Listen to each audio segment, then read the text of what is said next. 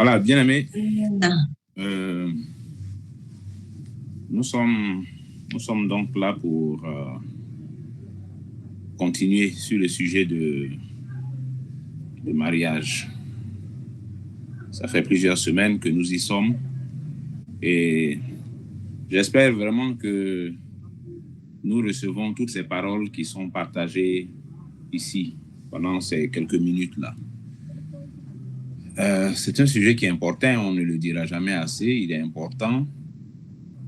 Je dis quand on le prend un peu à l'envers, quand on voit les dégâts qui sont causés par un mauvais mariage, une mauvaise façon d'entrer dans la vie conjugale et une mauvaise façon donc de passer ou de vivre la vie conjugale.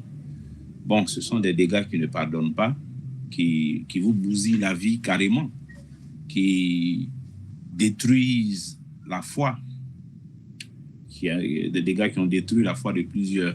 Donc, c'est quelque chose d'assez sérieux. Je veux nous exhorter, avant de donner la parole à Joël, à toujours prêter attention à tout ce que nous sommes en train de dire là. Et puis, vous voyez, sur la question du mariage, comment est-ce que Dieu se révèle à nous dans ces choses-là? Comment il se révèle à nous si, entendant ces paroles-là, on ne s'applique pas à les prendre en considération et puis à marcher selon elles? Comment Dieu se révèle à nous? Je dis, comment je fais pour moi qui suis célibataire, les frères et les sœurs qui sont célibataires, comment je fais si je suis célibataire pour bien entrer dans la vie conjugale et puis bien vivre la vie conjugale? C'est pas une lumière qui va m'apparaître dans mon sommeil.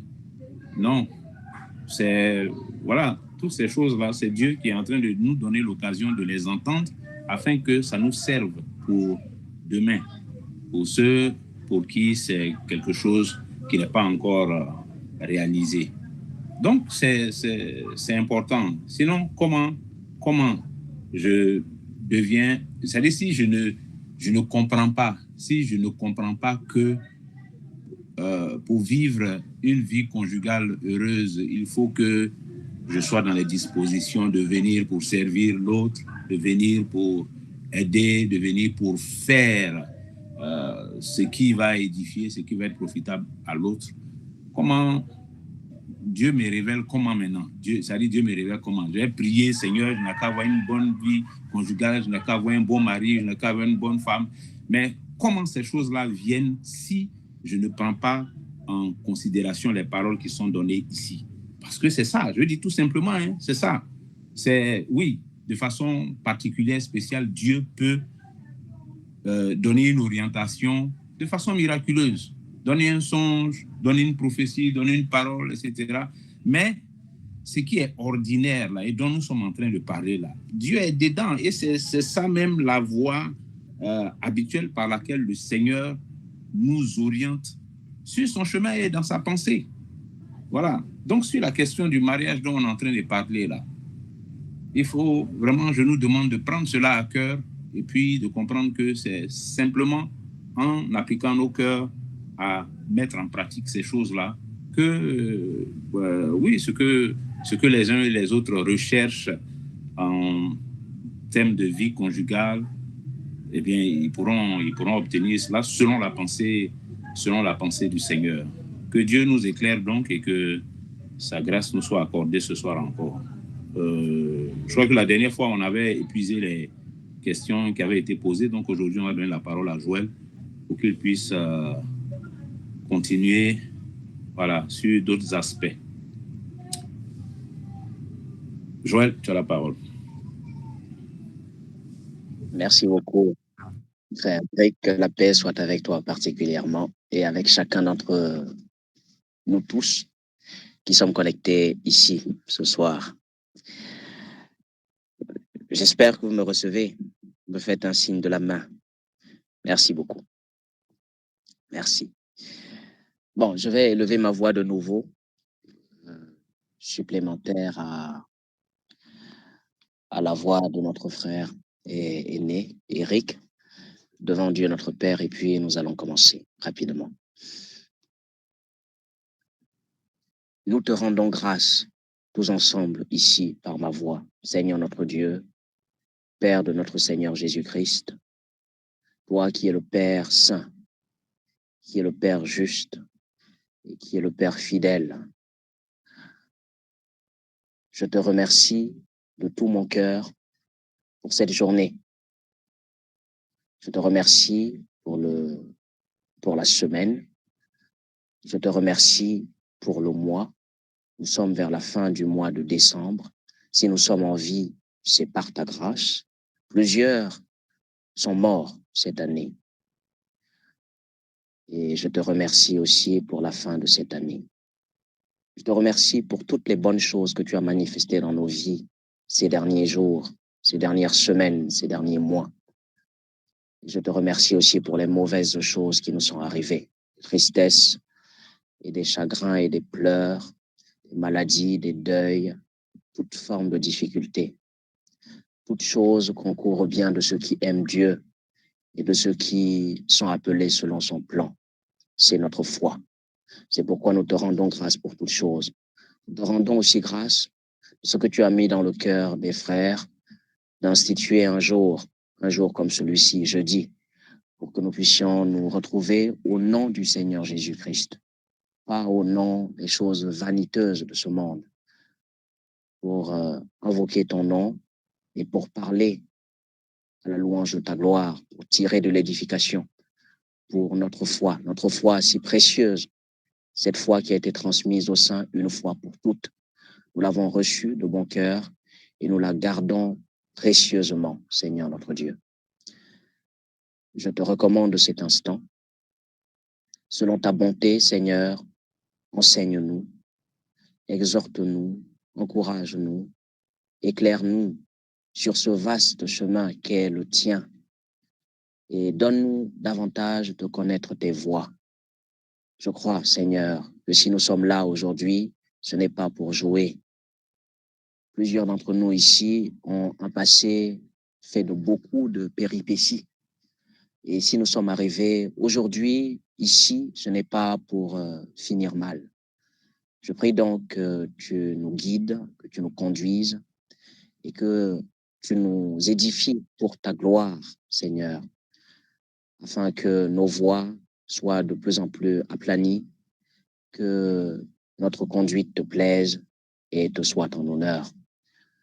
Merci beaucoup pour toute oreille qui est tendue en ce moment pour écouter de bon cœur, même pour des oreilles qui pourraient ne pas être bien tendues. Seigneur, c'est toi qui inclines les cœurs selon la bienséance. Merci beaucoup pour chaque cœur qui est bien disposé et merci beaucoup pour la présence de tous, de ceux qui écoutent en ce moment comme de ceux qui écouteront plus tard.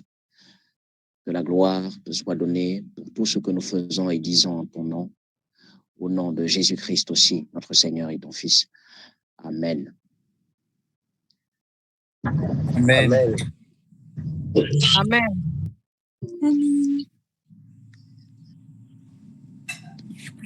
Ok, que la paix soit avec vous de nouveau.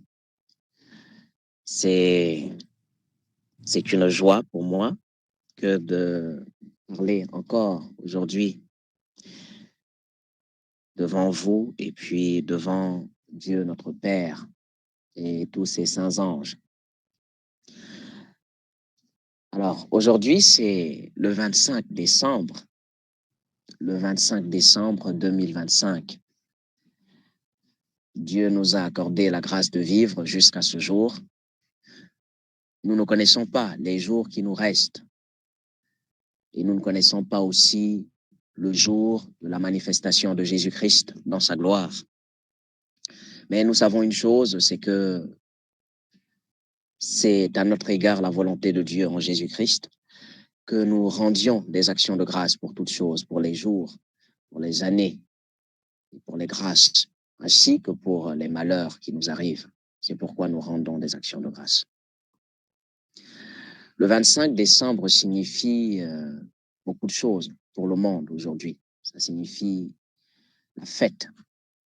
C'est un jour de festivité, tantôt vu comme une festivité religieuse, chrétienne, tantôt vu aussi comme une festivité juste populaire, folklorique, une fête populaire, une fête du monde. Comment est-ce que cette fête est née? Je veux ainsi, en très peu de minutes, donner un aperçu sur cette fête. Cette fête est née il y a longtemps. Elle est née à peu près au IVe siècle, mais pas au temps de l'Église primitive, de l'Église qui a commencé avec les apôtres de Jésus. Elle n'est pas née au temps des apôtres de Jésus. Aucun apôtre de Jésus n'a fêté cette fête à notre connaissance. Nous n'avons aucune preuve qu'un apôtre de Jésus ait recommandé d'honorer la naissance de Jésus. Aucun.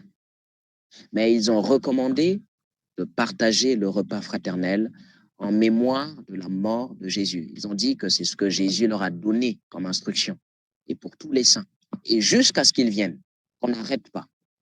Et comme nous ne voyons pas encore sa manifestation physique, nous attendons encore son retour. Et si nous mourons, d'autres continueront à se réunir au nom de Jésus et à rompre le pain en mémoire de sa mort jusqu'à ce qu'il vienne. Mais quant à sa naissance, il ne nous a pas donné d'instruction là-dessus. Quelques années après que les apôtres soient morts, certains chrétiens dans les anciennes églises qui étaient là, et même de nouvelles, ont commencé à penser à honorer la naissance de Jésus. Et certains philosophes humanistes qui étaient parmi les chrétiens ont théorisé ça et puis ont fixé un jour. D'ailleurs, au début, ce n'était pas qu'en décembre, il y avait d'autres jours pour ça. On a pensé à mars, on a pensé à avril, on a pensé à d'autres jours. Et on a finalement retenu le décembre et le 25. Il est important de préciser ici que on a retenu ça que comme date symbolique parce que personne ne savait quand est-ce que Jésus est né. Personne ne savait, on n'avait aucune information là-dessus. Et plusieurs années plus tard, 200, 300, 400 ans plus tard, comment aurait-on pu savoir où il est né? On n'avait pas d'évangile, de récit sur sa vie là-dessus. On n'avait pas d'autres détails. Comment aurait-on su? Voici comment cette date a été fixée. Elle a été fixée parce que, en cette période-là, le christianisme commençait à se répandre et à gagner certaines personnes importantes dans la société. Et lorsqu'elle est arrivée en Occident, notamment en Italie, Rome, elle a gagné aussi un empereur, un roi, un souverain d'empire qui s'appelait Constantin Ier. Et quand il a prétendu avoir cru en Jésus et intégré les rangs d'église, il a dit qu'il va faire de cette religion une religion d'État, si jamais son empire persiste, subsiste. C'est ainsi qu'il a institué la religion du christianisme comme religion officielle de Rome, d'Italie. Et puis, comme c'était un empire, c'est comme ce qu'on peut appeler aujourd'hui les empires coloniaux d'autrefois. C'est-à-dire, vous avez la France, mais qui va coloniser d'autres pays, d'autres peuples, et qui fait de ces colonies des extensions de son territoire, de son empire, de son règne. C'est ainsi que Rome a possédé certains endroits, colonisé certains endroits, et tous les endroits colonisés devaient fêter de Noël qu'on avait retenu comme étant fête chrétienne. Et partout où la religion chrétienne officielle de Rome allait, Noël y allait aussi. C'est comme ça que la fête est devenue institutionnalisée, une fête bien établie, et il a été retenu officiellement que c'était la naissance de Jésus. Et cette fête, en allant un peu partout, notamment en Europe, en circulant en Europe, a été colorée aussi des festivités de fin d'année païennes qu'il y avait là. Par exemple, lorsque la fête est arrivée en Allemagne, ou du moins dans les pays germaniques, ça a été coloré des fêtes qu'il y avait là, comme les fêtes de fin d'année par rapport à des dieux ou à des festivals. Voilà. C'est là qu'est née, par exemple, la culture que vous connaissez, les sapins. On a commencé à couper des sapins pour les ramener à la maison, de vrais sapins, de vrais arbres de sapins, les ramener à la maison, on les traîne comme ça, tout un arbre, et puis on le plante à la maison, et on décore le sapin. Voilà, c'est là que des traditions comme ça ont commencé à être associées à la Noël. Vous voyez aujourd'hui qu'on ne coupe même plus des sapins pour ramener à la maison, hein. Ça a été récupéré par cette fête est devenue commerciale, ça a été récupéré par de grandes firmes, de grandes entreprises qui aujourd'hui font des sapins sur mesure en plastique qui sentent bon, qui sont parfumés, qui sont très beaux, de couleurs vives et qui sont même décorés avec des jeux de lumière. On vend ça partout aujourd'hui dans les grandes surfaces. Tout le monde va prendre sa part, acheter sa part. Donc c'est comme ça que la fête a évolué peu à peu. Elle n'a pas commencé avec tout ça. Dans certains endroits, elle a acquis aussi cette tradition complètement mensongère de Père Noël. Voilà. Depuis, on l'a associé aussi aux enfants. C'est un peu devenu comme la fête des enfants. Le Père Noël est devenu le remplaçant de Jésus. Voilà. Celui qui vient récompenser les enfants, punir les enfants délinquants de l'année. C'est un Père Noël omniprésent, hein, omniprésent et omniscient. Il connaît tout. Il connaît aux enfants, il connaît les mauvais gestes, les mauvais comportements de l'année. Il te punira si jamais tu n'as pas été sage. Voilà. C'est comme ça que peu à peu le diable a installé cette fête dans le monde. La vérité par rapport à cette fête, pour nous les enfants de Dieu, c'est que Jésus n'a jamais ordonné de la fêter. Nous ne la connaissons pas selon la Bible. Nous ne connaissons que la mort de Jésus comme fête. Et cette fête-là est célébrée dans un repas parmi les enfants de Dieu. Nous pensons à la mort de Jésus et nous annonçons sa mort jusqu'à ce qu'il vienne. Ça, c'est ce qu'il a institué et nous a laissé. Il ne nous a pas dit de fêter sa naissance. Il ne nous a pas dit de fêter son ascension au ciel. Il ne nous a pas dit de fêter l'ascension de Marie au ciel. Il ne nous a pas dit de fêter Marie. Il ne nous a pas dit de fêter Joseph, son père. Il ne nous a pas dit de fêter un apôtre. Il ne nous a jamais dit de fêter quoi que ce soit à part sa mort. C'est très intriguant parce qu'en général, on fête les choses joyeuses. Lui, il dit de fêter sa mort. C'est très étonnant avec notre Seigneur. Il est anticonformiste. Voilà, ça, ce sont les recommandations de notre Seigneur. Maintenant, le monde a créé sa chose avec sa propre philosophie. On essaie d'attribuer les choses à Dieu alors qu'il n'a jamais demandé ça. Ce qu'il demande, on ne fait pas. On ne fait jamais. Hein? Le Seigneur a demandé qu'on l'honore par certaines choses. On ne l'honore pas. On se fout de lui. Toute l'année, les gens ne s'intéressent pas au Seigneur Jésus-Christ, à sa personne, à son évangile, à sa vie, à ses commandements. Si tu entends quelqu'un citer Jésus une fois, c'est ne jugez pas. Ça, c'est quand un prédicateur de l'évangile est en train de dénoncer le péché et en train d'amener à la repentance. Ils disent, mais vous nous jugez. C'est seulement là où il va dire, quelque part dans la Bible, Jésus a dit qu'il ne faut pas juger. Et à la fin de l'année, tout le monde aime Jésus. Tout le monde fait citer des joyeux Noël. C'est la nativité. On va faire des histoires de crèche. Ça, c'est de la mondanité. C'est une ruse de Satan. Et bien sûr, Satan ne peut appâter ainsi que des gens ignorants. Ceux qui sont attachés à la parole de Dieu peuvent être troublés, perturbés par ce genre de distraction. Alors, ces choses que nous disons peuvent scandaliser certaines personnes qui ont à cœur de bouger, de fêter, d'échanger les cadeaux. L'homme est toujours libre de faire ce qu'il veut faire. C'est Dieu qui jugera toutes choses. L'Écriture dit que ne vous y trompez pas, on ne se moque pas de Dieu. Ce qu'un homme sème, c'est ça qu'il récolte. Ce que nous faisons sera jugé par le Seigneur, qu'un homme parle ou qu'il ne parle pas. Nous ne sommes que les porteurs du message du Seigneur. Nous avertissons les hommes par rapport à leur voix. Nous les mettons devant les comportements qu'ils font et qui émanent en fait de certaines intentions de leur cœur. L'Écriture dit que la parole juge les sentiments profonds du cœur. En général, on sait qu'on fait ça pour le monde, on ne fait pas ça pour le Seigneur. Ce n'est pas un cœur pour le Seigneur. quiconque fait des choses pour le Seigneur réfléchit selon le Seigneur. Je ne crois pas que quelqu'un qui soit né de Dieu, qui obéisse au Seigneur, qui veuille marcher dans les principes du Seigneur, s'affectionne des choses aussi vaniteuses. Cette fête est de nos jours devenue une fête très moderne. Elle a été récupérée même par des gens qui ne croient pas en Jésus. Vous voyez aujourd'hui qu'à l'approche de ces fêtes-là, les entreprises du monde, les grandes sociétés, que ce soit les PME, les petites et moyennes entreprises ou institutions, comme les grandes entreprises ou les organismes internationaux, la plupart des entreprises décorent, ils débloquent un budget spécial pour décorer leurs locaux de ces choses-là, jeux de lumière, sapin de Noël avec beaucoup de couleurs partout. Le cinéma a récupéré cette fête. On a fait une bonne opportunité, une niche. Chaque année, des films sont conçus sur mesure de romance, de distraction, d'action, tout ça, avec une légère culture Noël dedans, pour appâter les gens.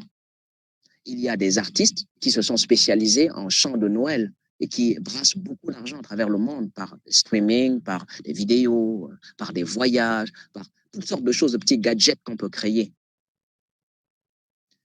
Les grandes sociétés aussi ont récupéré l'affaire pour créer aujourd'hui des habits, des pulls, des habits de Noël, le Père Noël, des déguisements, des cadeaux qu'on échange, etc.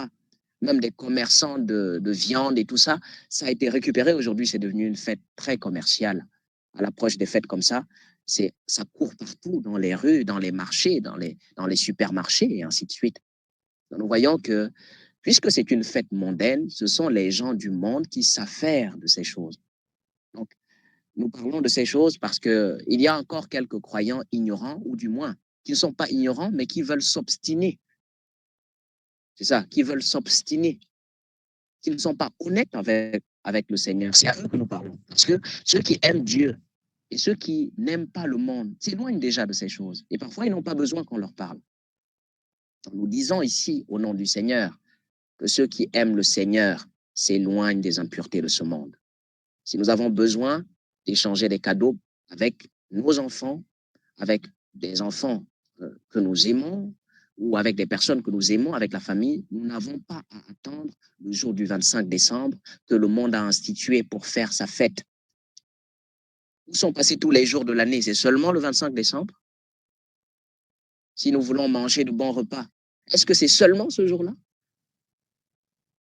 Éloignons-nous des impuretés au nom du Seigneur.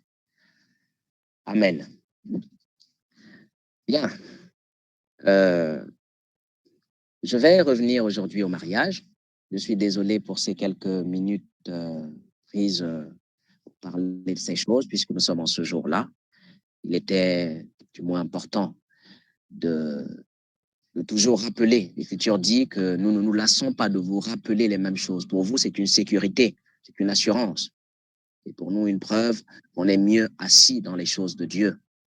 Et au fil des années, parfois, certaines personnes aussi se laissent séduire par des raisonnements ici et là, par la beauté des festivités et tout ça. Ne laissons pas, ni nous-mêmes, ni nos épouses, ni nos enfants, ni nos époux, être troublés par ces inutilités. Si nous sommes vraiment rachetés, recherchons les choses d'en haut, où Christ est assis à la droite de Dieu. Ne soyons pas troublés par les vanités de ce monde. Alors, nous allons revenir aujourd'hui au mariage.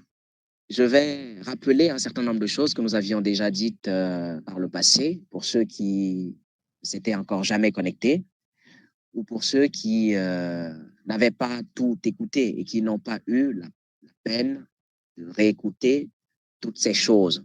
Je vais rappeler les choses brièvement, mais rapidement, en donnant aussi quelques instructions et quelques conseils ici et là qui peuvent être utiles dans le Seigneur.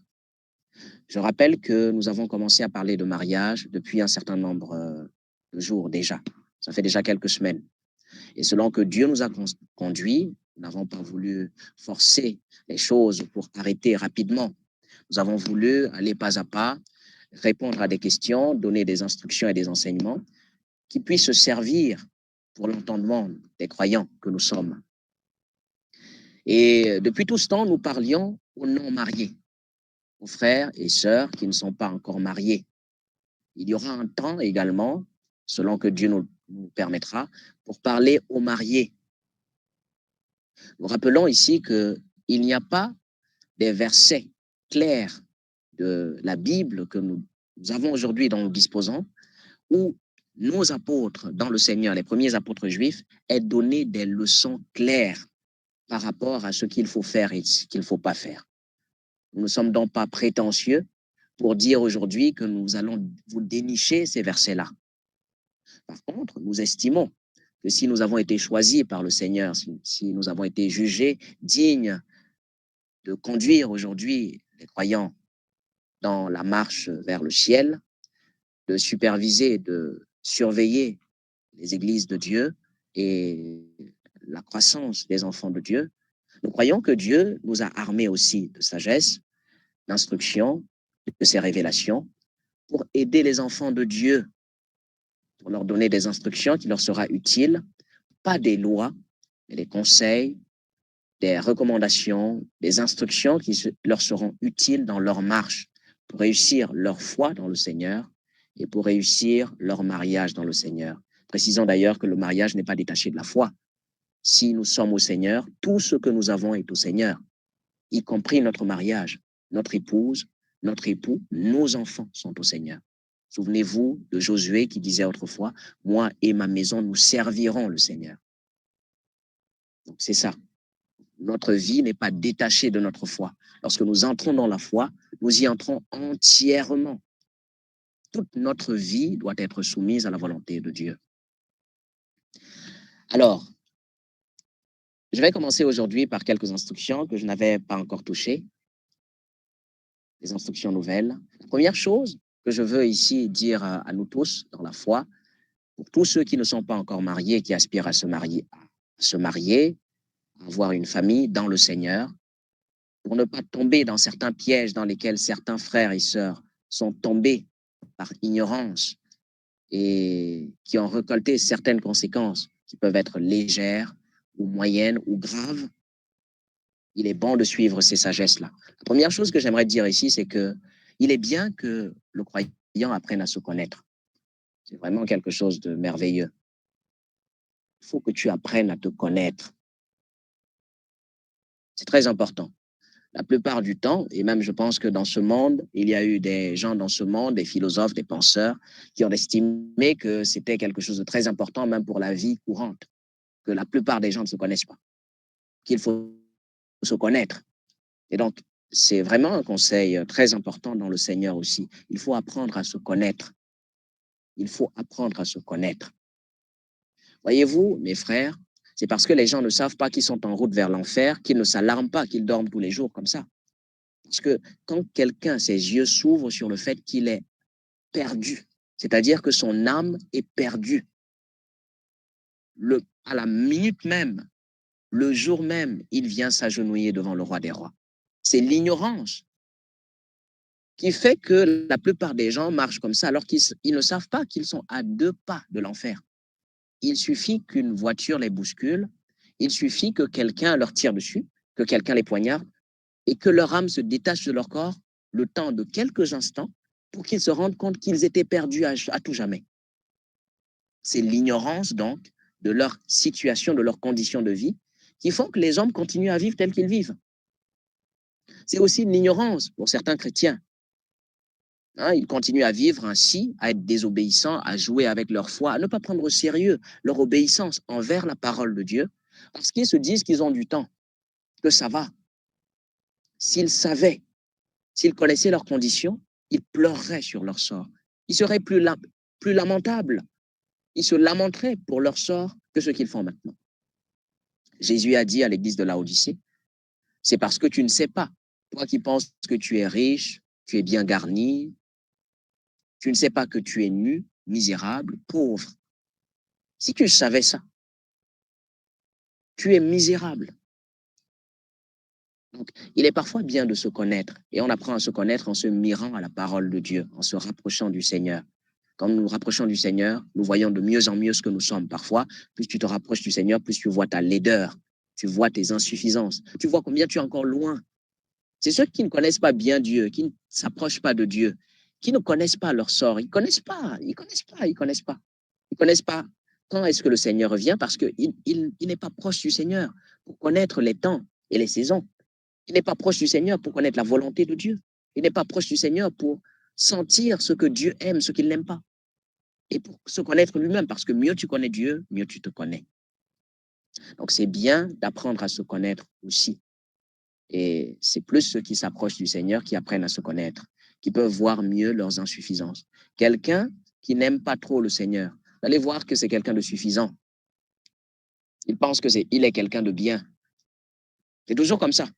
C'est ceux qui ont le plus de problèmes qui estiment qu'ils en ont le moins. Mais plus tu t'approches du Seigneur, de la sagesse de Dieu, plus tu te rends compte tu as beaucoup d'insuffisances, tu as beaucoup besoin de travailler sur toi.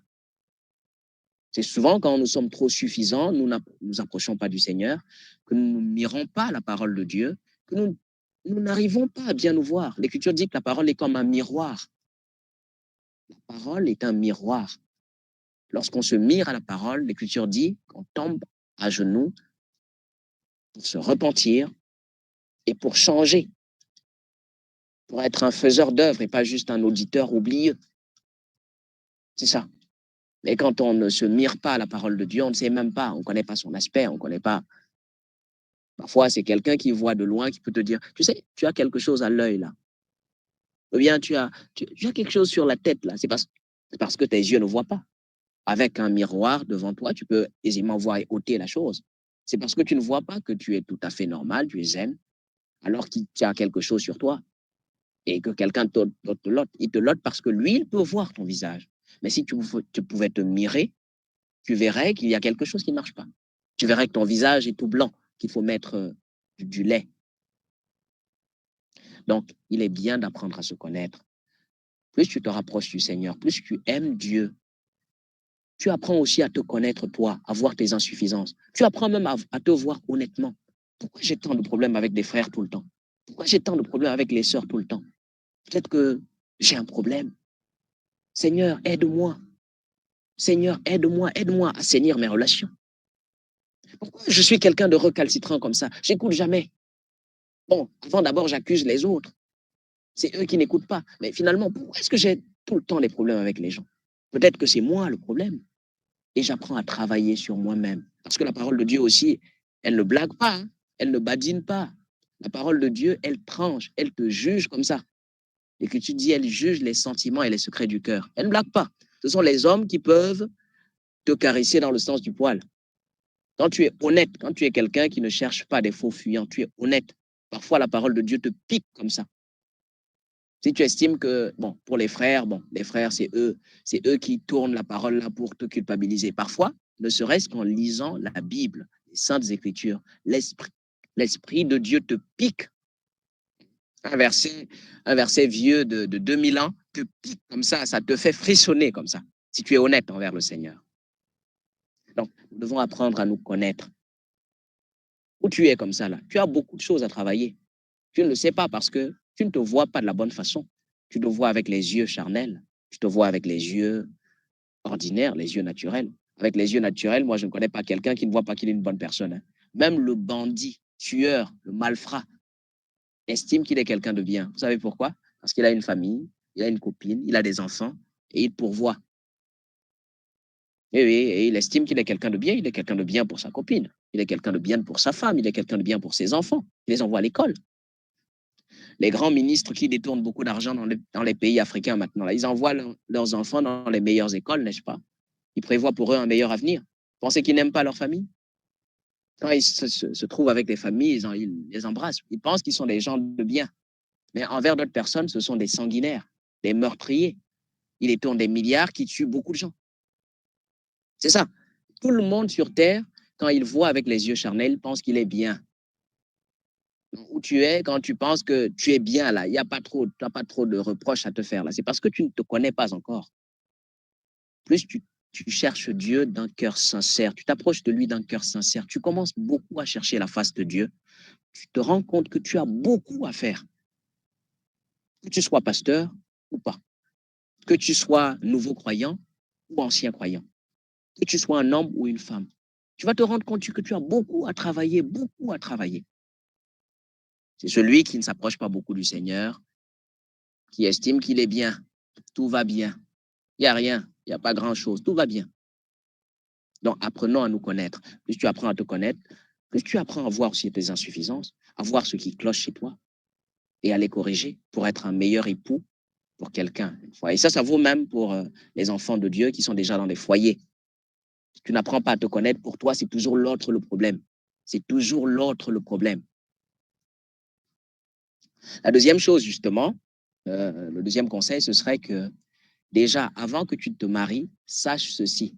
Je vais donner ici déjà une chose que les mariés ont déjà vécue jusqu'à se fatiguer. C'est que sache que tu ne vas pas aller là-bas pour changer l'autre personne. Très intéressant ce truc-là. La plupart des gens, quand ils sont dans des foyers, ils pensent qu'ils vont changer leur conjoint. L'homme pense qu'il va changer sa femme. La femme pense qu'elle a les clés pour changer son mari. Chacun va se battre de son côté à changer l'autre. L'autre est le problème, c'est lui, parce que s'il s'améliore maintenant, là, le foyer va aller bien. Avec cet état d'esprit-là, chacun cherche à changer l'autre.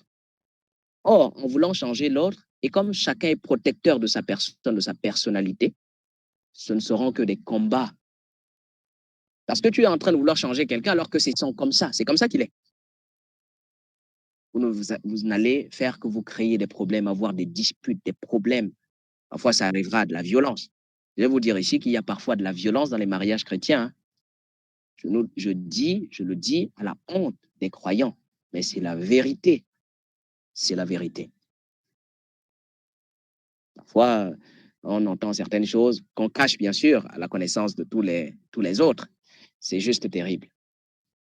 Beaucoup de foyers chrétiens ne marchent pas du tout, contrairement aux bonnes apparences qu'on donne aux gens. Je ne dis pas que le mariage fidèle dans le Seigneur sera rose, il n'y aura jamais un problème, non. Mais beaucoup de foyers ne marchent pas comme Dieu le voudrait, bien qu'on voit les jolis sourires dehors. Il faut faire très attention avec ça. Prenons garde à ça. Apprends à travailler sur toi dans le Seigneur avant d'entrer dans le foyer. Lorsque l'heure viendra et que tu te sentiras prêt, tu y entreras. Mais ne t'attends pas à aller changer ton conjoint là-bas. Tu vois des signes qui ne marchent pas alors que tu chemines avec quelqu'un, tu insistes quand même. Pour toi, c'est comme si c'est rien. Ça va, on va aller changer ça là-bas. Mon frère, ma sœur, tu ne sais pas qu'il y a des gens qui ont pensé exactement comme toi. Ça fait maintenant 15 ans qu'ils essaient de changer une chose qui n'a jamais changé. Ce n'est pas l'homme qui change son camarade, comme on dit en Côte d'Ivoire. C'est Dieu qui nous change. C'est Dieu. Et avec le concours de la personne, si quelqu'un, à un moment donné de sa vie, ne décide pas lui-même de changer et Dieu l'y aide, ça ne marchera pas. Toi, l'homme extérieur, tu ne peux pas changer l'autre. Ça vaut aussi pour ceux qui se disent que non, moi, je peux prendre quelqu'un qui n'est pas du Seigneur. Et puis voilà, je vais le convertir. C'est assez facile. Je fais confiance à mes moyens. C'est par folie que nous parlons ainsi. C'est par folie que nous pensons ainsi. Ça vaut même lorsque on est dans la foi. Mais il y a des choses problématiques qu'on observe et on dit, bon, c'est pas grave, qui n'a pas de défaut? C'est vrai, personne n'a peut-être pas de défaut, mais les défauts que tu vois là, c'est des défauts problématiques. Au lieu de faire attention à ça, tu te dis que tu vas aller changer quelqu'un. Il y a des choses qui ne changent pas comme ça. Si ce n'est Dieu qui le décide et la personne elle-même qui accepte le changement. Sinon, on ne changera pas. Certains défauts que nous voyons aujourd'hui dans la vie de certaines personnes, ça dure comme ça depuis 7 ans. Ça dure comme ça depuis 15 ans. Parfois, ça dure comme ça depuis sa naissance. Depuis petit, il fait ça. Donc, s'il ne se laisse pas vraiment à la parole de Dieu, il ne va pas changer facilement, aisément, comme ça. Donc, il faut vraiment prendre ça très en considération. Si on est déjà engagé avec quelqu'un, l'Écriture nous enjoint de ne pas nous séparer avec la personne, mais de continuer de chercher un moyen d'arranger. Et parfois, bien qu'on cherche un moyen d'arranger, de construire ça bien, il y a toujours des difficultés. C'est pourquoi nous insistons sur ces instructions. Ceux qui ne sont pas encore liés à des femmes, à des hommes, vous conseillons au nom du Seigneur que si vous ne vous engagez pas dans une démarche de célibat volontaire dans votre vie pour Dieu, pour servir Dieu, pour vous attacher à Dieu, et que vous voulez vous marier, faites attention à votre choix. vous avez encore le choix. Vous pouvez décider de votre sort. Certains regrettent aujourd'hui, mais ils doivent essayer de se conduire dignement, d'avoir la tête haute, malgré que ça ne marche pas toujours comme ils veulent. Et tout ceci, pourquoi? Parce que parfois, ils pensent à certaines erreurs qu'ils ont faites dans le choix, à de la précipitation, à certains signaux qu'il y avait. Ils n'ont pas été attentifs à ces signaux. Et aujourd'hui, ils ne peuvent plus se séparer. Donc, ils doivent subir ça comme ça, être le conjoint qu'il faut ou la conjointe qu'il faut, malgré que parfois c'est compliqué, il faut quand même tenir, il faut avoir la tête haute. Donc, si tu as encore le choix, il faut faire attention à ton choix. Fais, fais attention à ta décision. Fais attention à ce que tu choisis comme conjoint ou conjointe. On est peut-être plusieurs là à se dire qu'on est enfant de Dieu. Vivre avec certaines personnes, ce n'est pas facile. C'est un véritable calvaire. Il y a des croyants qui étaient zélés dans la foi. Une fois mariés, le mariage les a tirés vers le bas comme ça, vers la froideur, vers la tiédeur. Ce que je dis là, c'est vrai pour beaucoup de personnes. Il suffit que certains frères et certaines sœurs racontent leur vie de jeunesse. J'étais actif dans le Seigneur. J'aimais le Seigneur. Je faisais comme vous là. Maintenant, où en est-on? La vie de foyer, mais pas seulement les réalités de foyer, mais aussi la vie avec le conjoint. N'étant pas très facile, parfois la première personne qui te scandalise, elle n'est pas dehors. Elle est chez toi. Elle dort dans ton lit. Et tu dois supporter ça. Et tu ne fuis pas. Parce qu'on ne fuit pas les réalités. On les vit. Et on doit les vivre fièrement. Tu vas accuser personne, c'est toi qui as fait le choix. Et pourquoi il faut faire attention à ça? Quand tu peux décider, réfléchis bien. Réfléchis bien. Dieu nous a donné la sagesse, il nous a donné la possibilité de choisir. D'ailleurs, c'est pour ça que nous disons que le Seigneur ne choisit pas à notre place. Donc, il faut faire attention à ça. Un autre conseil, c'est qu'il faut être patient dans la foi et il faut discerner. On ne le dira jamais assez, il faut être patient. La précipitation, c'est l'une des choses qui conduit à de mauvais choix dans le Seigneur. On voit des frères et des sœurs qui se précipitent vite. Je prends un exemple. C'est un frère ou bien une sœur qui dit que je veux me marier là, dans un an là, je veux avoir fini. Ah bon? Non, trouver la personne qui te convient dans le Seigneur, tu fixes ça en un an. C'est quoi? C'est une entreprise? Ou bien c'est un diplôme que tu veux avoir? Je ne sais pas. Qu'est-ce que c'est? Tu dois te mettre avec quelqu'un avec qui tu seras jusqu'à ce que la mort vous sépare. Et malheur à toi, si c'est la personne qui ne te convient pas selon le Seigneur. Et ces choses-là, ce n'est pas une chose qu'on détecte comme ça en appuyant sur un bouton. Et puis directement, ça te fait sortir. Cling, ça marche. Cling, ça ne marche pas. C'est pas comme ça. On jauge, on discerne, on comprend, on examine. Ça prend du temps. On attend la vie du Seigneur. Parfois, le Seigneur ne parle pas clairement. Il ne donne que des signes. On essaie d'examiner, parfois avec l'aide d'autres personnes pour discerner. Est-ce que ça va? Est-ce que ça va? Toi, tu fixes dans un an, dans 2 ans maximum. Ah bon? Tu vas trouver quelqu'un, mais ce ne sera pas forcément la personne qui te convient. Les frères, là, ils sont nombreux. Les sœurs sont nombreuses aussi. Mais ce ne sont pas forcément les personnes qui te sont destinées. Ce ne sont pas forcément les personnes avec qui marcher sera aisé, sera agréable dans le Seigneur. Dieu nous a créés tous, c'est vrai. Nous sommes dans la foi, nous devons nous marier dans le Seigneur.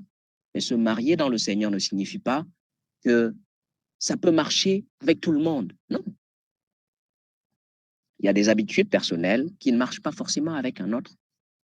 Ce n'est pas que vous n'êtes pas des enfants de Dieu, c'est juste que ça ne marche pas comme ça. Et vous allez vous créer un peu plus de problèmes que si tu choisissais quelqu'un qui te convient. Ça irait un peu plus facilement. Vous auriez peu de tribulations. Le frère Paul, dans le livre de Corinthiens, au chapitre 7, dit que le mariage, c'est des tribulations. Et il voudrait épargner les enfants de Dieu en leur recommandant de ne pas, si possible, de rester comme ça. Si le mariage, c'est déjà des difficultés, vivre avec quelqu'un, c'est déjà des difficultés. Combien plus quand ce n'est pas la personne qui te convient?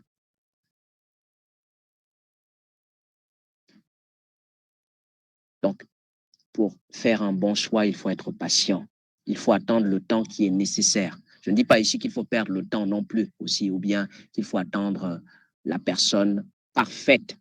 parfaite, sans défaut, agneau sans défaut, pur, Jésus-Christ en personne. Non, non, non. Nous devons être réalistes dans le Seigneur aussi. Nous allons aller nous construire dans un foyer, mais il faut un minimum de base. Et le minimum de base, il faut une certaine maturité dans la foi, une certaine maturité émotionnelle et financière ou physique. C'est très important ces choses-là. C'est pour ça que nous avions parlé la fois passée de prêt. Est-ce qu'on est prêt? Il y a des gens qui ne sont pas prêts, qui entrent dans le foyer aussi, mais ils souffrent beaucoup. Donc, c'est une chose que de se mettre ensemble, c'est une autre chose que d'endurer ce foyer pendant longtemps. Et il y a des foyers qui souffrent beaucoup. Moi, dans le Seigneur, j'ai vu beaucoup de foyers souffrir. Et j'ai vu des foyers, même parfois des foyers de pasteurs. Parce que, mes frères, ne vous y trompez pas. Les apparences sont vraiment trompeuses. Les apparences sont beaucoup trompeuses. Vous seriez surpris de certaines choses qui se passent dans des foyers de personnes que vous aimez et respectez. Faisons attention. Ces choses sont très délicates. Bien sûr, quand nous parlons ainsi, ceux qui sont sages acquièrent de la sagesse et augmentent leur intelligence. Ceux qui sont simples laissent passer des sagesses qui peuvent être utiles pour eux, pour leur vie. Il est bien dans ces choses d'user de patience. Il faut être patient le temps nécessaire et laisser les choses se poser, se placer pas à pas, naturellement, selon que Dieu le veut. Et il faut discerner, il faut avoir l'œil ouvert. C'est très important. Enfin, je veux rassurer ici tous les enfants de Dieu qui m'écoutent et qui ne sont pas encore mariés, que s'ils aiment Dieu sincèrement, d'un amour inaltérable, qu'ils marchent dans les voies de Dieu, qu'ils ne s'inquiètent pas trop. C'est vrai qu'il faut se soucier de la personne à qui on s'attachera, de son mariage, pour ne pas faire de mauvais choix. Mais ne vous inquiétez pas trop. En toute chose, faites confiance à votre Seigneur, celui qui vous a appelé.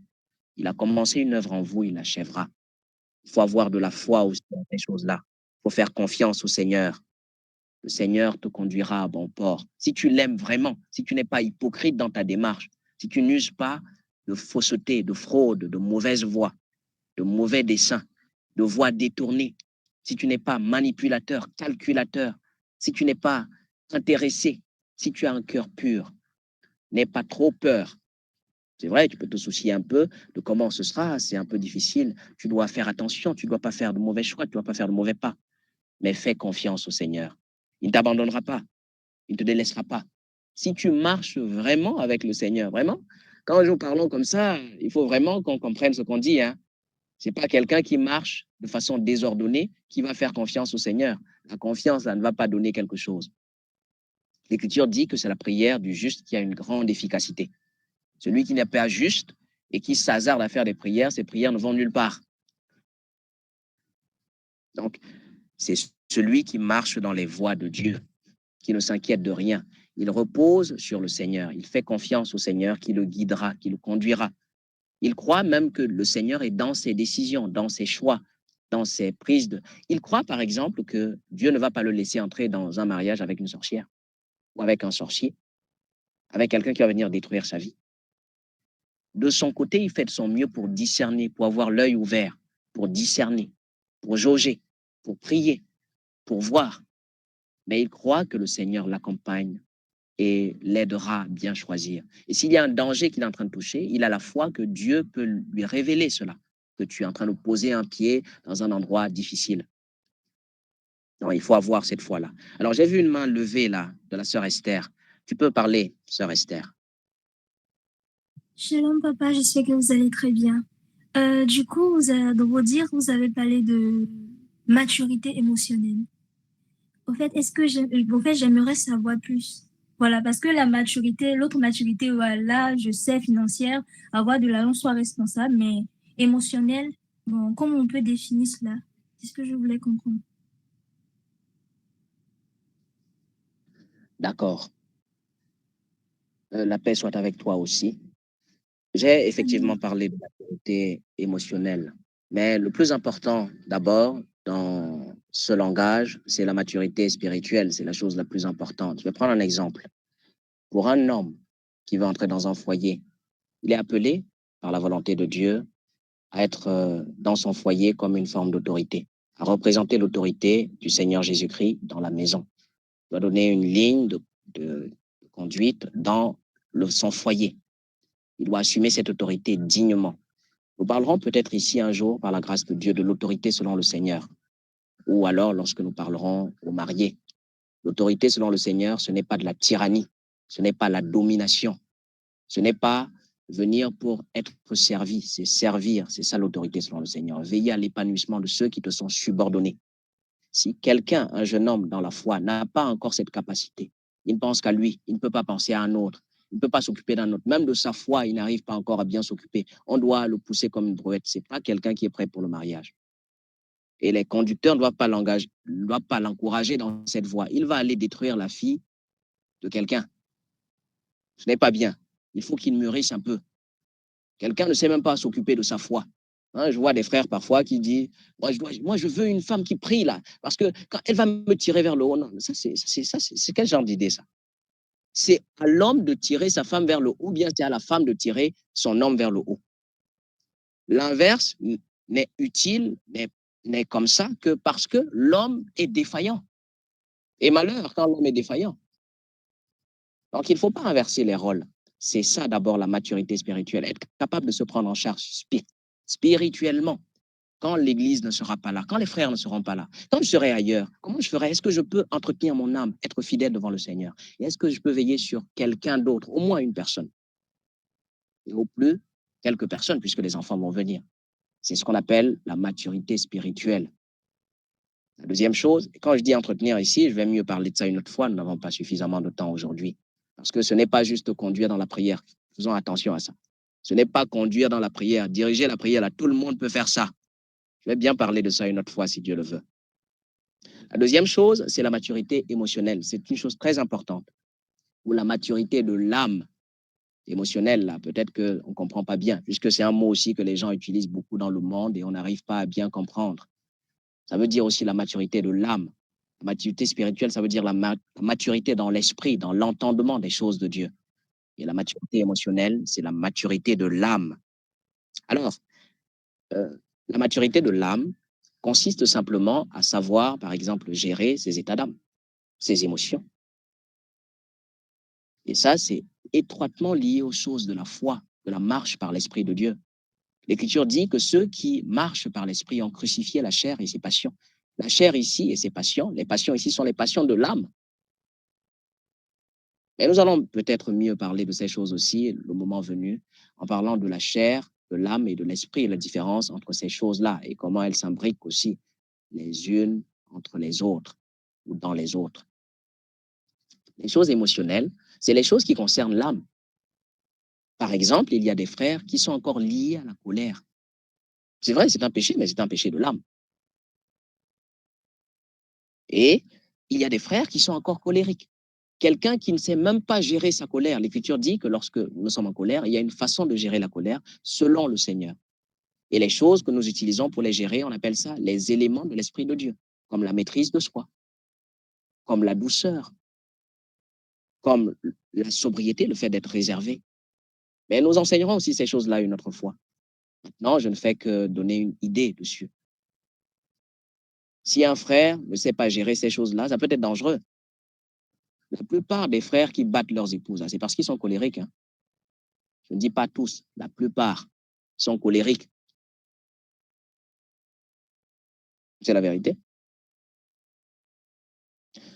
Ça peut consister aussi en d'autres choses. Il y a des frères qui connaissent bien prier, il a beaucoup lu la Bible, mais il ne sait pas s'exprimer, il ne sait pas se confier, il n'a pas appris cette qualité-là qu'on appelle l'amour, l'affection fraternelle, l'amitié fraternelle. Il ne sait pas s'ouvrir. Une sœur comme ça, un frère comme ça, renfermé sur lui-même, ce n'est pas bien. Et c'est bien de s'affranchir un peu de ces choses-là. Et on s'affranchit ainsi seulement par la chose que nous avons donnée il y a plusieurs semaines de cela. Il faut grandir dans la foi. C'est ça la solution à toutes ces choses. Grandissons dans la foi. Approchons-nous du Seigneur, recevons de bon cœur la parole de Dieu et grandissons parce que la parole de Dieu nous transforme. L'Écriture dit, Paul dit à Timothée, nous n'avons pas reçu un esprit de timidité, mais un esprit de force, de courage, de sagesse, d'ouverture, de promptitude. Ce n'est pas la volonté de Dieu d'être timide. Il y a des gens qui sont naturellement timides. On ne t'en veut pas d'être né timide, mais on t'en veut de rester timide. Et puis tu justifies ça en disant, c'est comme ça que je suis. Hein? Non, dans le Seigneur, tu dois être affranchi de ça. Ce que nous valorisons dans la foi, c'est la réserve, la sobriété. Tu es modéré parce que tu te contrôles toi-même. On appelle ça la maîtrise de soi. C'est ça, pas la timidité. La timidité, il faut être délivré de ça. Ça vaut pour beaucoup d'autres choses qui sont des caractères naturels. Quelqu'un va dire, c'est comme ça que je suis. Mais tu dois être affranchi de ça. C'est pour la liberté que le Christ nous a affranchis. Nous devons demeurer libres dans le Seigneur, libres de tout. Parfois, tu peux être esclave de toi-même, hein? Esclave du péché, esclave de la chair. Il y a des gens qui sont impulsifs. Il y a des gens qui sont impatients de nature. Il est impatient, lui. Parfois, tu entends ça dans le langage. Moi, j'aime pas attendre. Hein? Moi, je suis pas comme toi. Hein? Dans le Seigneur, tu dois apprendre à attendre. L'Esprit de Dieu doit crucifier ça. Ça doit apprendre à être crucifié. Et ça, ce sont des éléments de notre âme. Parfois, ce sont des choses que nous avons héritées. Ça peut être de l'éducation, ça peut être aussi naturellement. Mais ces choses-là viennent de la chair. Et nous devons crucifier ces choses-là. C'est pour ça que nous devons marcher avec le Seigneur, porter notre croix et mourir à nous-mêmes, permanemment, continuellement. Bon, il y a le principe d'avoir été crucifié avec le Christ, identifié à lui, la chair et les passions sont crucifiées. Mais au jour le jour, il y a un effort à faire. C'est ça. Et au bout d'un temps, par la grâce de Dieu, ton âme devient plus agile dans ces choses-là. Elle acquiert les vertus de l'Esprit de Dieu. Lorsque nous venons de naître dans le Seigneur, il y a certaines vertus que nous allons acquérir facilement. Mais il y a d'autres vertus qui vont s'acquérir au fur et à mesure, par le travail, par ton obéissance, par le fait de te donner au Seigneur, par le fait d'accepter de mourir, d'accepter qu'on te piétine, d'accepter qu'on te fasse du tort, pour mourir à toi-même. Et tu apprends à être moins colérique, à savoir te retenir. Tu apprends à être plus doux, plus agréable, plus ouvert. Tu apprends à être patient. Tu apprends à être bon. Toi, tu ne penses jamais aux autres. Il y a des gens comme ça. Même parmi les enfants, les mères, ici, peuvent rendre ce témoignage aisément. Même parmi les enfants, parfois les enfants, ils sont encore très petits, ils ne réfléchissent même pas encore. Mais tu trouves un enfant qui sait donner aux autres. Un autre enfant qui ne donne pas. Dans sa nature, il ne donne pas. Il garde pour lui. Quand il trouve, la première chose à faire, c'est de ramener dans sa bouche, il mange. Il pense qu'à lui. Ça, c'est naturel. Ça vient de sa chair. Maintenant, lorsqu'il naît de nouveau, et qu'il constate qu'il y a cette chose-là qui perdure dans sa vie et qui n'est pas partie facilement, il doit travailler avec le Seigneur, parce que nous sommes couvriers avec le Seigneur, pas seulement dans l'Église, même dans notre propre vie. Il doit travailler avec le Seigneur pour changer ça. Et tout ça, c'est très utile dans le foyer, parce que dans le foyer, il y a des gens qui sont très égoïstes. Ils ne pensent qu'à lui, sur tous les plans. Ils ne pensent qu'à lui, je dis bien sur tous les plans, même jusqu'au plan intime. Et il y a des gens qui sont plus ouverts. Mais dans le Seigneur, nous pouvons apprendre à penser à l'autre aussi. Et tout ça, comme je l'ai dit tout à l'heure, c'est une forme de maturité de l'âme. Et ces choses sont très importantes aussi. Quand un frère est renfermé sur lui-même, il ne parle pas. Ça va aller créer des problèmes dans le foyer. Hein. Ça va aller créer des problèmes dans le foyer. Des comportements où on a un problème, au lieu de parler, au lieu de résoudre l'affaire, on ne parle pas. Ou bien on a aussi affaire parfois à des personnes qui crient. Dès qu'il y a un petit problème, ça peut être même dans l'église ou dans des relations fraternelles, la solution de la personne, c'est de crier dessus. Comme si en criant fort ou bien en te parlant comme si te gronde, c'est comme s'il a raison plus. Ce sont c'est de mauvaises façons de se maîtriser. Donc la maturité émotionnelle ici, en un mot, ça s'appelle dans la foi la maîtrise de soi. Si quelqu'un n'est pas encore arrivé à se dompter lui-même, à être maître de lui-même, c'est pas bien, c'est dangereux. Le foyer, on peut célébrer le mariage, on peut s'asseoir dans le foyer, mais on va aller se faire beaucoup de mal là-bas. Résoudre les problèmes sera beaucoup de difficultés. Avancer sainement dans la paix, dans de bons rapports, dans la paix, la douceur, la bienveillance, la tendresse. Très compliqué. Donc, la gestion de ces émotions, c'est très important. Ça vient de l'Esprit de Dieu aussi. Ça s'appelle la maîtrise de soi. et beaucoup d'autres choses, hein, beaucoup d'autres choses. C'est en général lié au péché ordinaire que nous connaissons là, du caractère, c'est ça. C'est lié au péché du caractère, de la personnalité d'une personne. Et il faut une certaine maturité. On ne dit pas il faut que la personne soit accomplie, rien à redire, non. Mais il faut une certaine maturité, une certaine, arriver à une certaine maîtrise de soi. Et ça peut être utile pour gérer certaines choses dans le foyer, parce que le foyer, c'est vivre ensemble. Et ces choses sont même utiles avant le foyer, même dans la fraternité. Il y a des choses comme ça dans la foi. Nous devons faire attention à ça. J'espère que je réponds à ta question, sœur Esther. Oui, papa, merci beaucoup. Vous avez répondu à ma question. Merci. D'accord, merci à toi aussi. Il ne faut pas m'appeler papa, il faut m'appeler frère. Voilà, merci à toi. J'ai vu une autre main levée aussi, mais notre heure est en train de finir déjà là. Il y avait la sœur Juliette qui avait levé la main aussi, je crois, si je ne me trompe pas. Oui. Vas-y, sœur Juliette. Bonsoir à tous. Bon, comme nous sommes en train de parler concernant le mariage, et j'avais une préoccupation par rapport à ça. Bon, j'avais souvent rencontré des difficultés au niveau où vous pouvez être dans une assemblée, soit peut-être les sœurs, elles ont plus fait d'études par rapport aux frères, ou peut-être elles ont peut-être sur le plan social des boulots un peu plus posés que les frères. Et très souvent, ce qu'on entendait, c'est que pour qu'un frère s'engage avec une telle sœur, il devrait beaucoup réfléchir, parce que quand une femme a beaucoup fréquenté et que l'homme n'a pas aussi beaucoup fréquenté dans le foyer, vous aurez beaucoup de problèmes au niveau, je ne sais pas, du langage, de vous comprendre. Bref, il y avait vraiment, franchement, cela, et cela créait des difficultés aux bien-aimés garçons de pouvoir facilement s'engager avec les sœurs. C'était vraiment aussi un très grand blocage, et je pense que ça l'est. Et la plupart de ces sœurs, en majorité, sont célibataires. Et aussi, il y a aussi le côté où c'est le frère, par exemple, qui veut épouser une sœur, mais il est trop regardant. Peut-être il a fait un peu plus d'études. Il cherche à tout prix à avoir aussi à ses côtés une sœur qui a fait plus d'études que lui. Et ma question est la suivante. Est-ce que forcément dans la marche avec le Seigneur, étant donné que nous sommes des enfants de Dieu, est-ce que ce sont ces choses qui devaient primer? Est-ce que forcément, ce qui va me pousser à aller vers l'autre sœur ou à accepter le frère, quel est le rapport avec son rang social, ou peut-être qu'il ait fait plus d'études, ou peut-être qu'il a un emploi un peu plus stable, ou peut-être qu'il touche? Quel est le lien? Parce que j'ai constaté que ça a eu vraiment de l'impact. Et ça fait de plus en plus, lorsque tu vois les jeunes frères vouloir s'engager dans le mariage, il y a beaucoup cette connotation de beaucoup plus chercher les sœurs intellectuelles, et les frères aussi vice-versa. Et ça me préoccupe quand même.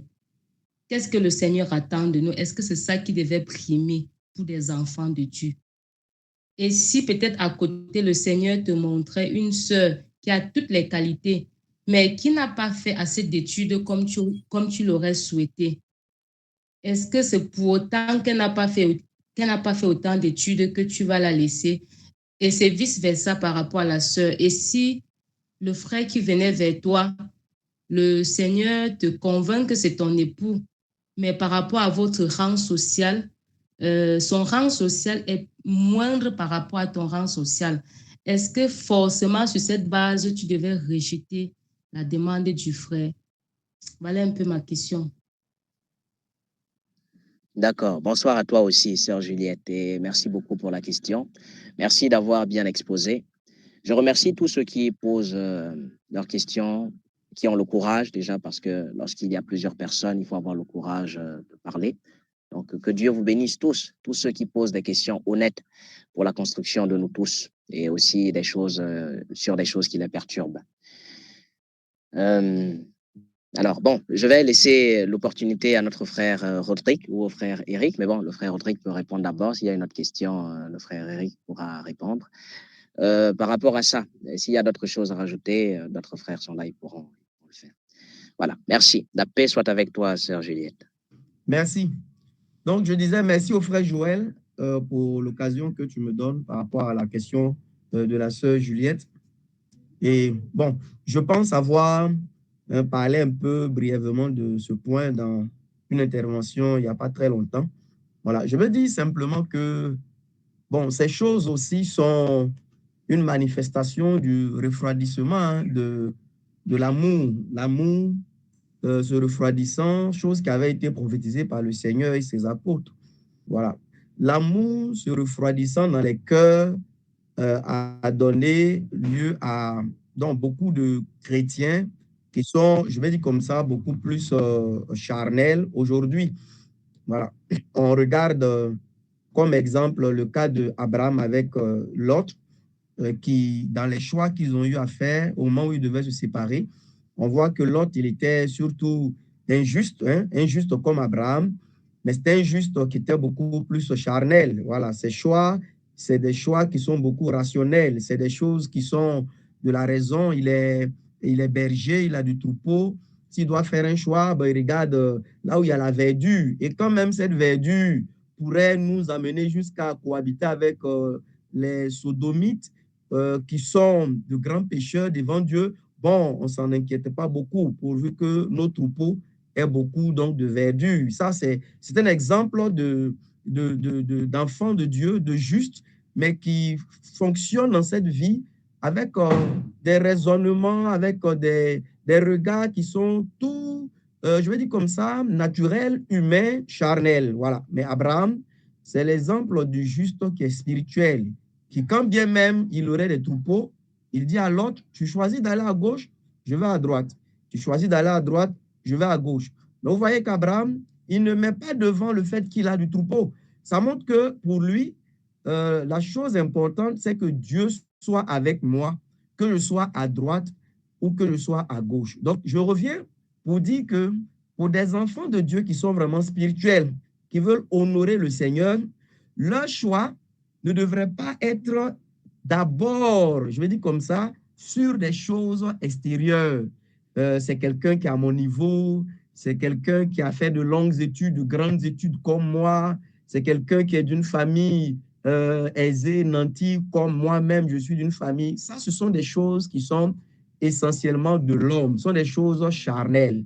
Et des enfants de Dieu, des véritables, devraient plutôt, comme Pierre parle de parure intérieure qui est d'un grand prix aux yeux de Dieu, les enfants de Dieu devraient plutôt avoir un œil sur les vertus, les choses intérieures, les choses spirituelles, les choses éternelles.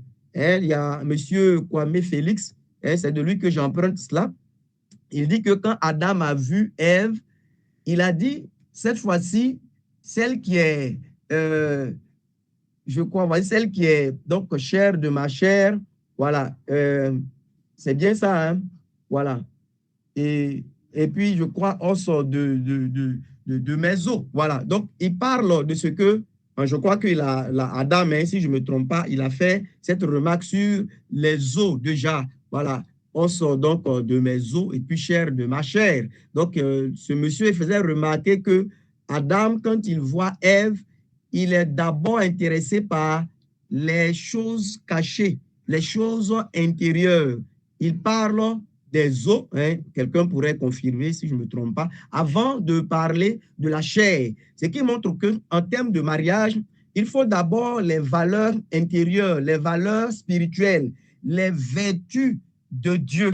C'est ça qui doit être au devant avant de parler de la chair. Je ne suis pas en train de prêcher qu'il ne faut pas que, par exemple, extérieurement, ou même, je parle non seulement du corps, mais des choses de cette vie, hein, école, études, peut-être que intellectualisme. Je ne dis pas que c'est des choses qui n'ont pas de valeur absolument, mais il faudrait plutôt, pour des enfants de Dieu qui veulent plaire à Dieu, s'assurer de valeurs qui sont spirituelles, de véritables vertus.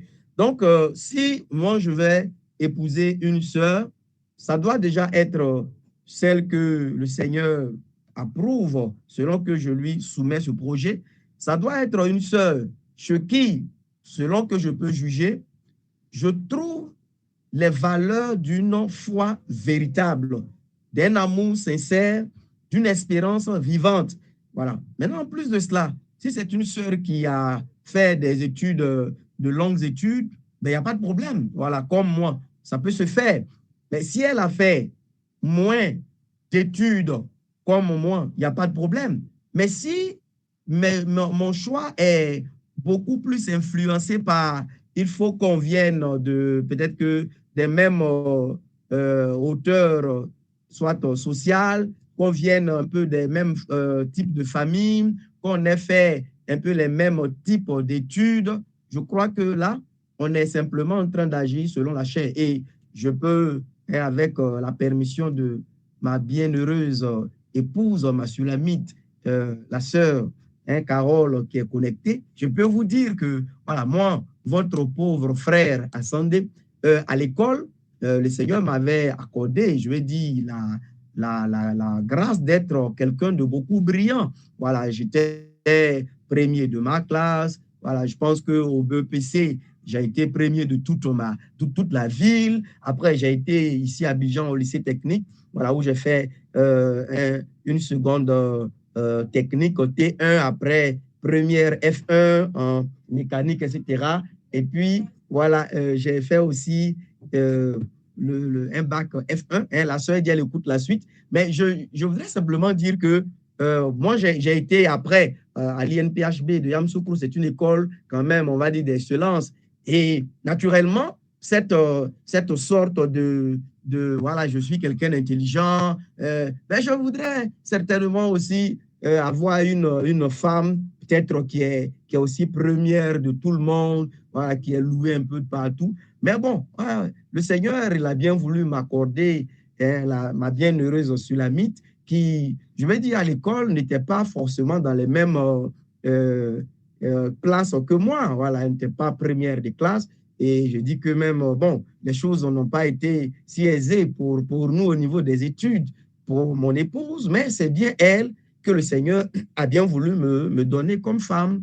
Et je me réjouis grandement de l'avoir pour épouse aujourd'hui. Voilà, je ne regrette pas de m'être marié avec notre sœur Carole, qui est une bien-aimée sœur avec qui je sers le Seigneur avec beaucoup de joie aujourd'hui. Peut-être que j'aurais pu avoir une jeune femme très cultivée, ingénieure. Je ne dis pas que c'est un péché, voilà. Mais qui sait, si ce n'est pas le choix du Seigneur pour moi et que je force, peut-être qu'au devant des gens, je vais avoir une certaine vanterie ou vantardise d'être avec une femme ingénieure et puis moi aussi ingénieur peut-être. Mais après, qu'est-ce qu'on vit à la maison? Est-ce qu'on marche vraiment dans les voies du Seigneur? Est-ce que cette femme-là, elle t'est vraiment appropriée pour le chemin dans lequel le Seigneur voulait que je marche? Voilà, je m'arrête là, vu le temps déjà avancé, pour dire que, de manière simple, les enfants de Dieu ne devraient pas être dans de tels complexes. Ce n'est pas interdit que quelqu'un qui est de famille aisée se marie avec une sœur qui est de famille aisée, mais il ne doit pas l'exiger.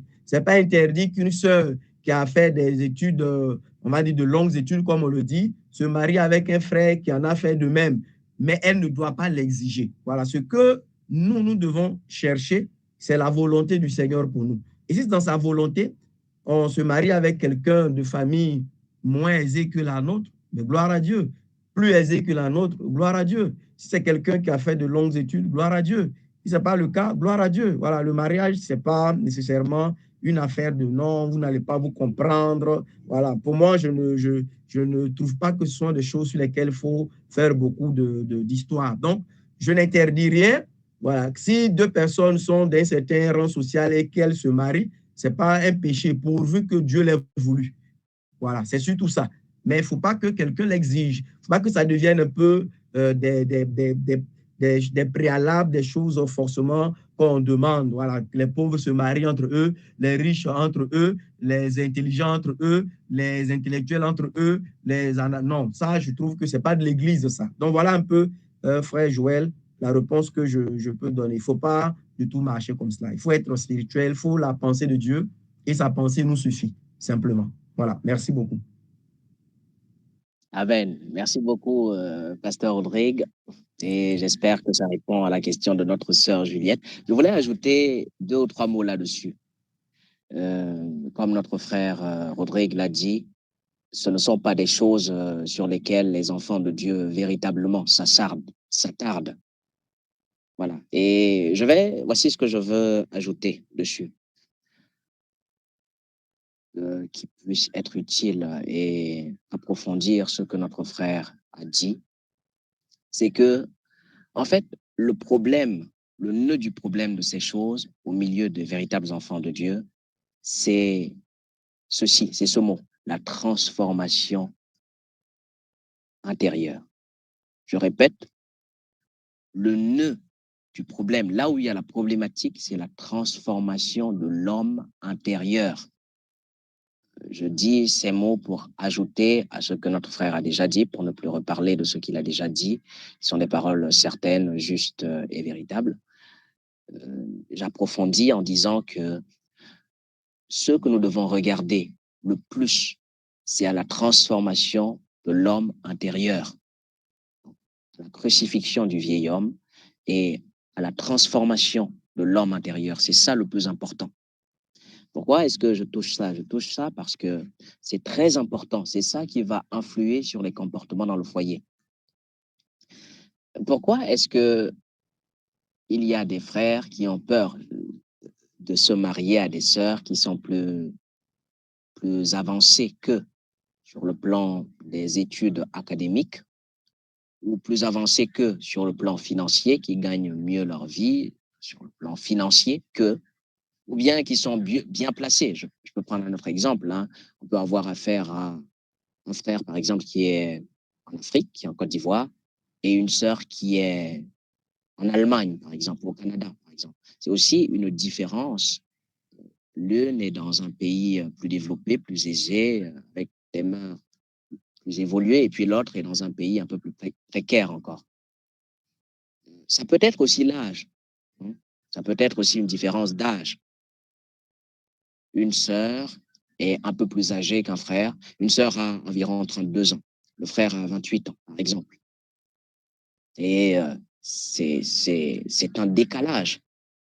Effectivement, il ne faut pas être déshonnête. Hein. Ça donne peur aux frères, c'est vrai. Ça fait peur aux frères, cette différence-là. Mais j'aimerais dire que pour nous, les véritables enfants de Dieu, ce qui doit solutionner ces choses-là, ces choses qui font peur, là, c'est la transformation du cœur.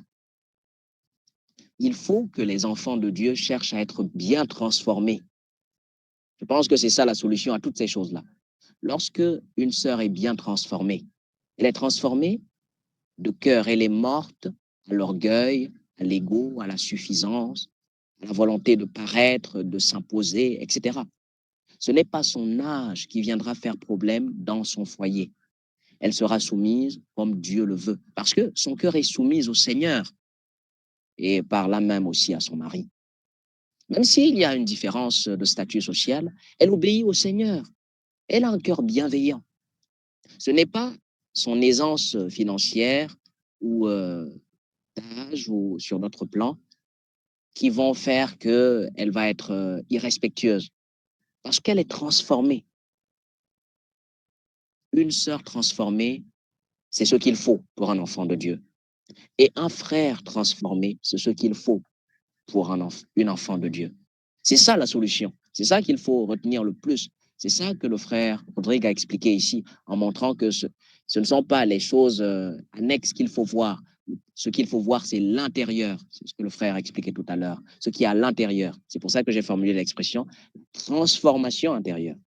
Donc, il faut retenir beaucoup ce mot-là. Si quelqu'un n'est pas transformé, je vous assure, même si la personne est moins évoluée que toi, elle va te mener la vie dure. Il y aura toujours des choses à dire, des choses qui vont créer des problèmes. Je vais vous donner des exemples. Si une sœur n'est pas transformée et qu'elle te dépasse sur le plan financier, un jour, quand vous aurez des problèmes, elle va afficher ça. Ça va sortir.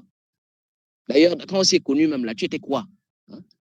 C'est normal, c'est quelqu'un de charnel qui parle. Il ne faut pas dire que c'est forcément ses études ou bien son argent qui fait dire ça. L'argent ses études, son âge lui fait dire ça parce qu'elle n'est pas suffisamment transformée. Retenez bien ça. Quelqu'un qui est transformé est malléable entre les mains du Seigneur. C'est une personne qui ne dit plus ça. S'il y a un problème, on résout le problème. Et son cœur est soumis à la parole de Dieu. La personne est morte à ces honneurs-là. Elle est morte à cette considération. Je suis quelqu'un. La personne voit qu'elle n'est rien. Et je peux ici, en passant, vous rendre un témoignage. Hein. Je ne vais pas faire un témoignage sur moi-même, mais je vais faire un témoignage sur mon frère Rodrigue. Vous voyez, notre frère Rodrigue. Le frère Rodrigue a un bon travail, un bon salaire. Dans certains endroits, il y a des pasteurs qui s'enorgueillissent. À cause de ça, même parfois, ils peuvent habiter dans des endroits expressément de statut élevé pour prouver. C'est comme ça dans le monde chrétien aujourd'hui. On parlera de ça aussi un jour par la grâce de Dieu. Dans le monde chrétien aujourd'hui, c'est chercher à se faire voir. Ça commence par les pasteurs d'abord, par l'habillement, le standing de vie. Ces choses-là ne viennent pas de Dieu. C'est des preuves qu'on s'est éloigné de l'amour de Dieu. Les enfants de Dieu, c'est la simplicité. La personne est soumise au Seigneur. Elle ne cherche pas à se faire voir, elle ne cherche pas à se montrer, elle ne cherche pas à s'étaler, elle cherche plutôt à se cacher, à être discret. On peut trouver parmi les enfants de Dieu quelqu'un qui est très avancé sur le plan intellectuel, très avancé sur le plan social, très avancé sur le plan financier. Parfois, vous ne saurez même pas cela. Elle est cachée, elle est humble. Parfois, elle se banalise comme ça, vous voyez le frère, vous voyez la sœur, mais il ne faut pas. Je vais vous dire ici que dans le Seigneur, chez nous, les enfants de Dieu, ce sont les personnes qui sont les plus humbles qui doivent être le plus encensées, les plus célébrées, les plus valorisées. Dans le monde, ce sont les gens qui s'imposent. Si tu te ridiculises, tout le monde te ridiculise. Non, non, dans la foi, si tu sers les autres, l'Écriture dit qu'on doit t'honorer. Si tu sers bien, on doit te valoriser. C'est ça, le monde des chrétiens, des vrais chrétiens. Non, chez les faux chrétiens fonctionnent juste comme les hommes animaux, comme les hommes charnels. C'est ce qui est de la chair qui prouve quelque chose. Avant de prêcher, je vais commencer par dire les voyages que j'ai faits dans ma vie. Comme ça, vous allez avoir peur. Je vais vous donner des informations sur le nombre de voitures que j'ai. Déjà, chaque mot que je vais dire, vous allez... Non, non, non, non, c'est pas n'importe qui parle. Ça ne fonctionne pas comme ça dans la foi. Quelqu'un qui est né de Dieu, qui marche dans les voies de Dieu, qui est mort à lui-même, il est mort aux honneurs, il est mort aux choses vaniteuses. Il y a des frères et sœurs qui sont là, qui sont simples, ils rient avec tout le monde. Mais le frère, là, il est âgé. Dans le monde, on peut dire, mais il fait quoi avec les enfants? Il y a des sœurs qui sont simples dans leur attitude, qui partagent une certaine fraternité, qui s'ouvrent, qui sont simples, ils rient avec tout le monde. Mais la sœur, là, ce n'est pas ton camarade, je répète encore ce mot. C'est par simplicité de cœur. Et dans la foi, malheureusement, parfois on néglige ou on méprise ça. C'est celui qui se met plus en avant qu'on respecte. C'est pas bien. Notre heure est en train d'arriver à son terme. Donc, je finis rapidement pour dire que l'humilité, c'est la caractéristique des gens qui sont nés de Dieu, qui sont transformés. Donc, le problème, le véritable problème, c'est le cœur, c'est l'homme intérieur. Si quelqu'un n'est pas transformé, la personne n'a pas besoin d'être supérieure à toi, même inférieure, là, elle va te gérer bien. Elle va te compliquer, elle va te mettre la vie dure. Et l'inverse aussi. L'inverse aussi. Parce qu'il ne faut pas seulement dire que ce sont les frères qui ont peur. Même les sœurs ont raison d'avoir peur aussi. Parce que tu te maries avec un frère que tu dépasses un tout petit peu sur le plan intellectuel. Dès qu'il y aura un petit problème ou bien une petite chose, c'est le frère avec son complexe qui va commencer à te dire des choses comme « c'est à cause de tes études là ». Toujours, vous les femmes qui faites beaucoup d'études là, c'est comme ça. Toujours à vouloir dire quelque chose. Alors est-ce que ce qu'elle a dit est faux? Non. Juste que ça a touché ton ego. Comme tu n'es pas encore mort en toi-même, tu es encore tellement plein de toi-même, tu es encore tellement comme ça. C'est moi l'homme. Vous voyez, c'est toujours le manque de transformation du cœur. Quelqu'un qui est transformé accepte seulement. Maintenant, si c'est une sœur qui est brisée par le Seigneur, elle saura se mettre à sa place. Là où elle doit dire quelque chose pour être utile dans le foyer, elle dira, pas parce qu'elle a beaucoup étudié. Donc, le vrai problème, ce n'est pas ces choses-là. Ces choses sont utiles à voir quand on n'est pas transformé. Mais quand on est transformé en Jésus, on ne peut avoir peur de rien. Et on doit rassurer les enfants de Dieu que c'est sur ça qu'on doit plus mettre l'accent, la transformation du cœur. Mais si on n'est pas transformé, ou bien si vous êtes sûr que vous n'êtes pas transformé, bon, vous pouvez avoir peur. De toute façon, vous entrez pour aller vous faire du mal. Vous n'êtes pas prêt. Donc, c'est ça. C'est le point le plus important. Il faut être transformé. Si on n'est pas transformé, le problème peut venir de la personne qui est plus avancée. Le problème peut venir aussi de la personne qui est moins avancée, avec ses complexes d'infériorité. C'est ça. Et voyez-vous, mes frères, il y a des frères plus âgés avec des femmes beaucoup plus jeunes. Les femmes, là aussi, leurs femmes aussi leur mènent la vie dure. Et des frères âgés avec des sœurs plus jeunes. Des frères, là aussi, mènent la vie dure à ces sœurs-là. Un problème de caractère. Nous, les enfants de Dieu, ce qui est important pour nous, c'est est-ce que la personne est suffisamment transformée.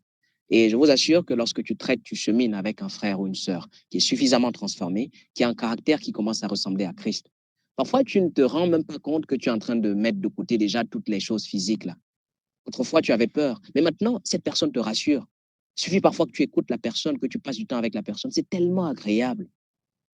Vous oubliez vite qu'il y a un fossé intellectuel entre vous, qu'il y a un fossé social entre vous.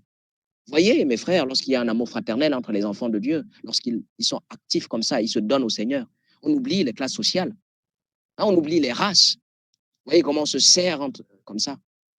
Quand ces choses-là commencent à primer, à prendre le dessus, on se regarde comme ça de loin, c'est pas mon niveau, on est déjà comme ça dans la chair. On est déjà dans la chair. C'est le refroidissement de l'amour dans le cœur qui fait ça, comme notre frère l'a expliqué ici. Donc, ce que je voulais approfondir, ajouter pour rendre exhaustif ce que notre frère a dit, c'est qu'il faut se concentrer sur les valeurs intérieures, la transformation intérieure. Et il faut vraiment être attentif à ça, il faut vraiment discerner ça. Souvent aussi, il y a beaucoup de fausses apparences. Tu as affaire à une sœur la sœur Juliette a parlé tout à l'heure de, parfois elle a toutes les valeurs du cœur nécessaires. Parfois, on a affaire à des sœurs comme ça, mais c'est rare. Dans le Seigneur, moi je suis pasteur. J'essaie de faire de mon mieux pour servir Dieu. Mais bien que nous sommes dans cette voie aujourd'hui et que nous appelons être une voie étroite, nous enseignons de revenir à la bonne parole de Dieu, à se séparer des souillures du monde et même de ces faussetés doctrinales dénominationnelles aujourd'hui. Malgré ça, dans nos églises, c'est assez compliqué de voir des sœurs qui sont suffisamment transformées. Je dis suffisamment, parce qu'on peut être transformé, mais pas aussi suffisamment. C'est pour ça que nous encourageons les frères et sœurs de se laisser au Seigneur pour être bien transformés. Quand tu es suffisamment transformé, vivre avec toi est agréable dans l'église, dans le foyer. Même en tant que parent, vivre avec toi, c'est un plaisir. C'est ceux qui ne sont pas suffisamment transformés qui deviennent compliqués. On a peur quand on se frotte à toi. Ça ne marche pas, c'est toujours des problèmes. C'est ça. Tout peut être mal interprété, mal prise. Donc, soyons mieux transformés. Quand tu es mieux transformé, tu rassures aussi ton conjoint. Donc voilà, parfois, c'est celui qui a peur, qui a des insécurités, qui sera même rassuré par l'autre en disant, n'aie crainte, ces choses ne feront rien. Voilà. Donc, je pense qu'on va s'arrêter là. Il faudra peut-être qu'on pense à rallonger un peu nos rencontres là, même de quelques minutes supplémentaires, ça pourrait être bien. Je vais m'arrêter là pour ne pas exagérer sur le temps. Nous sommes allés très loin aujourd'hui.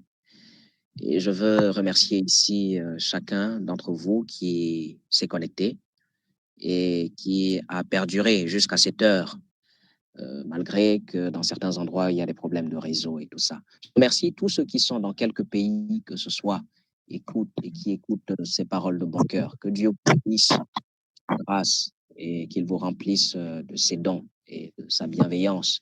Pour ceux qui s'apprêtent à se marier, nous prions aussi que Dieu les aide davantage dans cette démarche. Pour ceux qui sont déjà engagés, que Dieu les éclaire davantage, que Dieu les guide et que ses conseils leur servent. Voilà. Ma salutation particulière à tous ceux qui se sont connectés aujourd'hui, comme ceux qui se connectent habituellement. Que Dieu vous bénisse tous.